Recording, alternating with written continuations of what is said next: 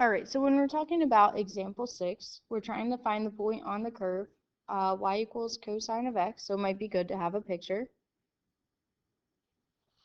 All right, so something like this, and it continues on. We're looking for the point closest to 0, 0. All right, so when we talk about that endpoint, the box above this, we wouldn't have to test this point over here because it would already hit on that point. So we're kind of limited on what we don't have to test everything. All right, we only have to really look between here and here. All right, so when we analyze these functions, when we're trying to solve this, we can kind of limit our domain of our constraint equation.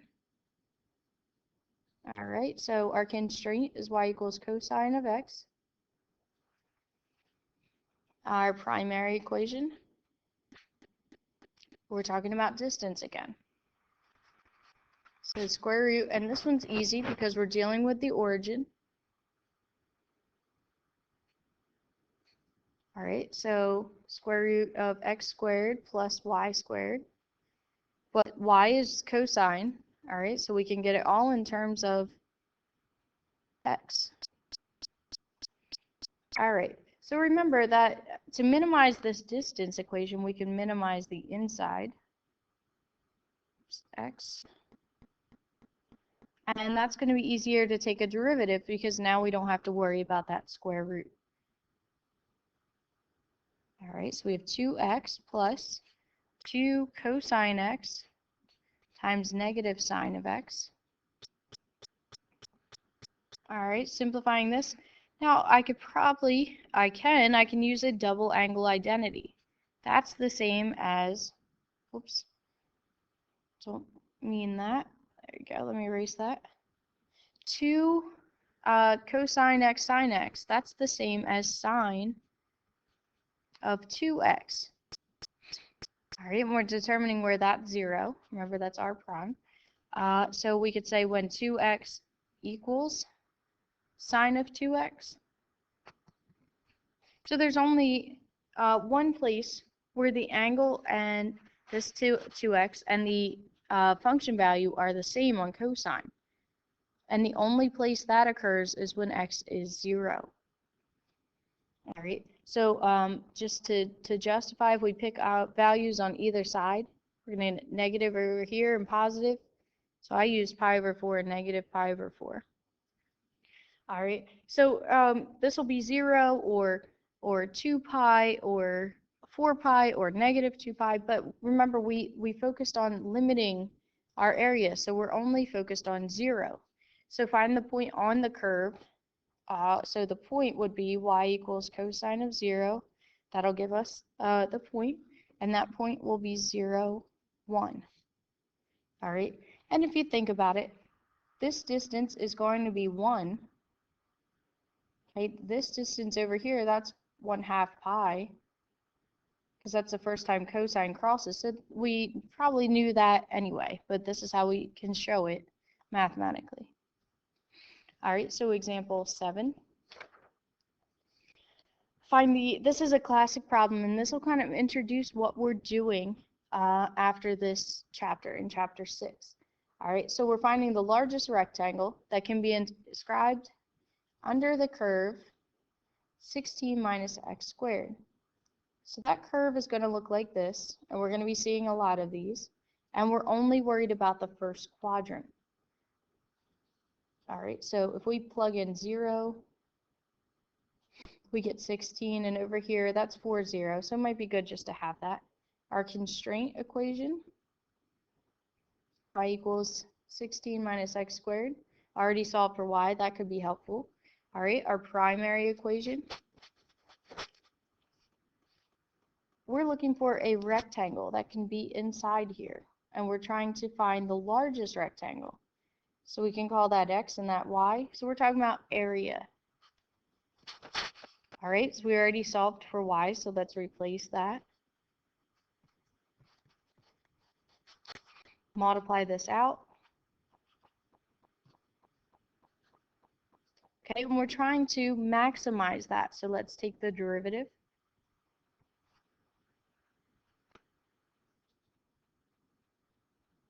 Oh man, okay. So, all right, thought I did something wrong. I think I should be fine. We're trying to find where that's 0. All right, 16 equals 3x squared. 16 thirds equals x squared. Square root that, and we're going to get 4 over radical 3 for our x value. All right, so by doing this here, that's not going to give us the. All right, so let's just plug that back into our equation to find the y value.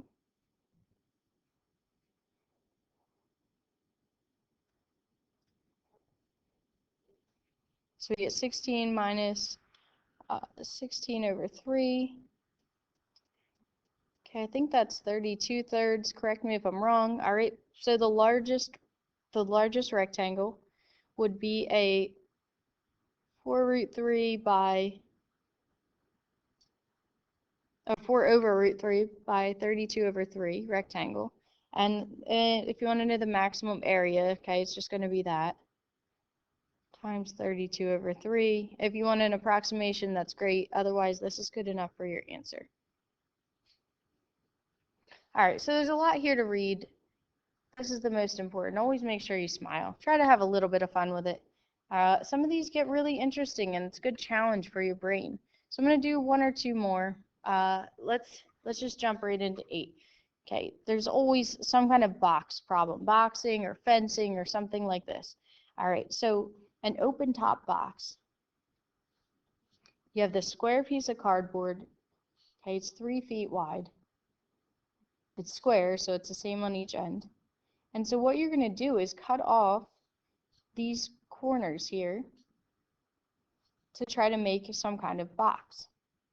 All right, you're going to cut out a square from each corner. So let's just call that x. All right, so then this part right here would be 3 minus 2x. And so with that part, okay, there you go. So we're looking for the largest volume. So our constraint is in that picture. All right, we don't really need an equation because the constraint, it has to be no more than 3 feet. So x has to be somewhere in between 0 and a little bit less than 3 feet, right? Because you can't cut out the whole side. So we'll put 3 for now. What's the largest volume? That's our primary equation. We're talking about volume of the box. Okay, so volume in this case will be x times 3 minus 2x. All right, multiplying that out, we get 3x squared minus 2x cubed.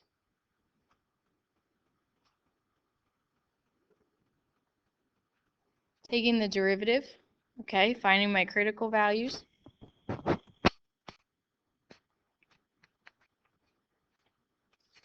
right, so x can't be 0, even though it's a critical value, because we can't just cut nothing out, because then it's just a square, it's not a box. All right, or x is 6, and in this case, that should not be 6, should it? That should be a 1. All right, x is 1, there we go. 6 didn't make sense. So, and then we can analyze this, we could justify it by doing a sign chart. All right, if you plug in anything greater than 1, it's going to be, let me see, 2. All right, something's wrong. Sorry about this.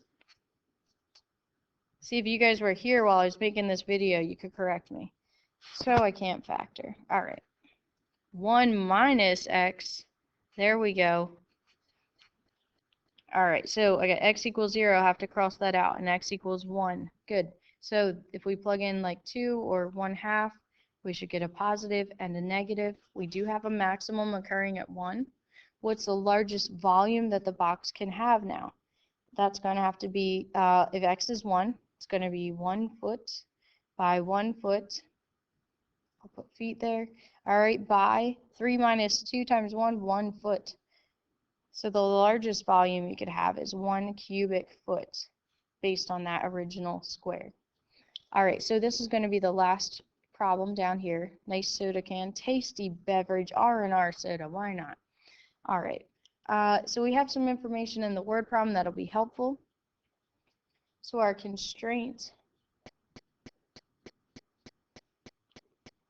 the volume, hopefully you remember volume, pi r squared, the area of the base times the height, has to equal this. All right, so that limits us for a little bit. Primary,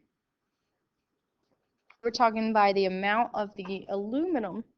All right, we want to minimize that. So we are talking about surface area. So we have two circles, so that makes 2 pi r squared plus, you could write pi times diameter. I'm trying to keep as few variables as possible. 2 pi r h for the part around the can. Okay, that part. Let's solve. It might be easier to solve for h here. So h would be 21.6562 over pi r squared. Okay, plugging that in, and then taking the derivative. That's all we have to do now. 2 pi r squared plus 2 pi r times 21.6562 over pi r squared. Cancel those out. Cancel one of those out. All right, so our function. And 2 times that, I think it's 43.3124 over r. Take the derivative now, 4 pi r. Actually, that'll change to minus. So you're taking the derivative, it's going to be minus 43.3124 over r squared. It probably would be helpful to combine that. Oh, so that'll turn into r cubed. I just put it over the same denominator. It's easier to find my critical values. All right, so I know that 0 would be a critical value, but we can disregard it in terms of this problem.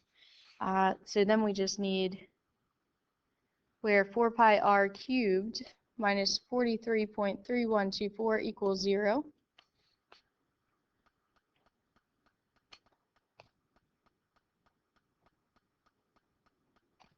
All right, and solving that, r cubed, I think, is this. Oops, 4. And so solving for r, it's about 1.510 inches.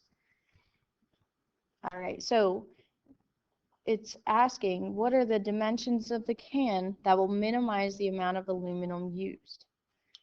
So I'm talking when I figure out my diameter, it's going to be just double that, which is about 3.021 inches. My height, it's going to be, if I plug this in over here, it actually turns out to be about the same. All right, so that's the dimensions of the can. And if you actually check out the surface area, it's much less than the actual can, and it holds the correct amount of volume. All right, so try a few problems on the worksheet. They are tough. If you set them up, I can help you. All right, if you don't do anything, I can't really help you.